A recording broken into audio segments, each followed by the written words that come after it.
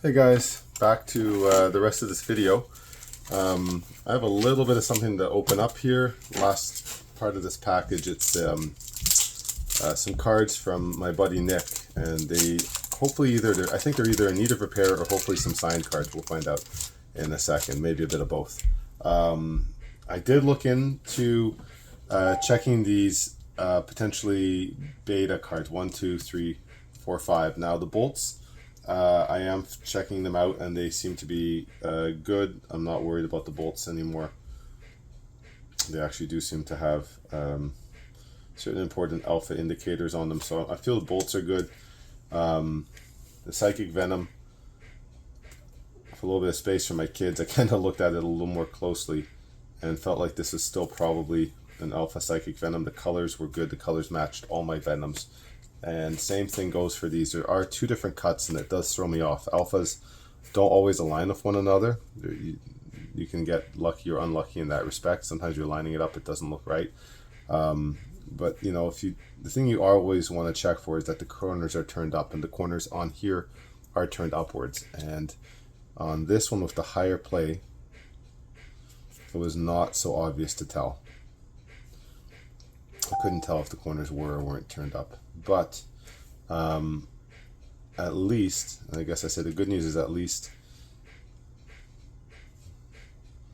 I'm more than 50% confident this is an alpha card. I'll say that. I think it's more than 50% likely to be an alpha card just because the font colors and the color of the card itself look good compared to the other merfolk I have. So that's all I have to go on. I just thought I would share. So, what do we got here? These are cards from my buddy Nick, who runs a signing service. So I just got some cards signed by Amy Weber. I wanted a few play sets.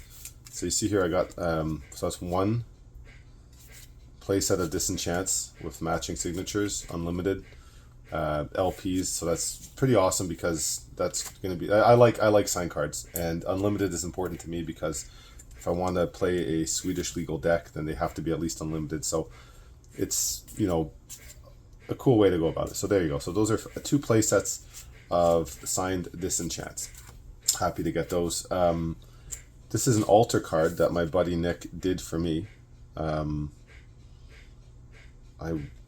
guess this is revised. Looks pretty cool though. You know, I think this has been done with marker.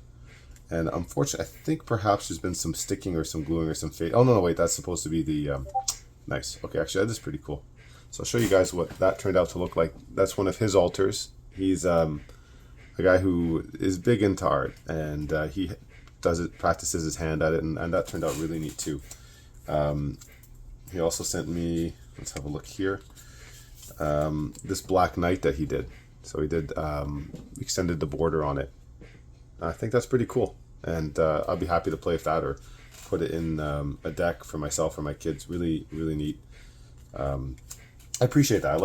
I like these custom altars. I'm not all about it has to be from the original artist or anything like that. It's, to me, it's like it's fun to get cards drawn on, and I know that might sound counterintuitive to some people, would not like that as much, but to me it is neat. I mean, cards are made of paper. Paper is meant to be drawn on. So yeah, okay.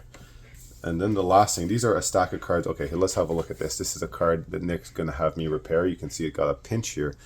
Cool thing is that this one I'm going to probably be able to repair like 100%. I don't see any color break. So it's this guy. And then Giant Grove has a corner ding over here. And it has also a bend in it right across here. I can see. Oops. And now it has another ding in it. No, I'm kidding. Let's get that back here. Yeah, more obvious in the back, and I think it looks like something tried to punch a hole in the top there. So that's the Giant Growth.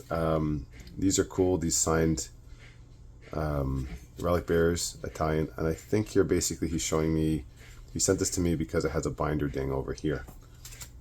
And another signed Relic Bearer, also binder ding, indent, indent. These have had a bit of bad luck, and it looks like some sort of, can't say what, some sort of water damage on the surface. I'll see if I can remove it. And this Clockwork Avian, just, you know, I don't know where to begin on this one, but cool card. And high play.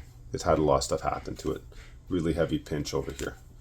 Oh yeah, and last card of the signed stuff I got was I don't really think I'll ever play with it, but I just think this is such a great art. This is one of my favorite Amy Weber arts, Divine Intervention, and I want to get a signed copy, so now I have one. And this one here, actually it's signed, and it has a binder ding and a binder ding there. So I'll remove those binder dings from this one, and that'll be that. Okay, so that concludes this little segment of Mail Day. I probably could have gotten through this all if my kids weren't there at the time, but I like to include them because they do get a kick out of it. So that's it. Yeah, thanks for watching, and till next time.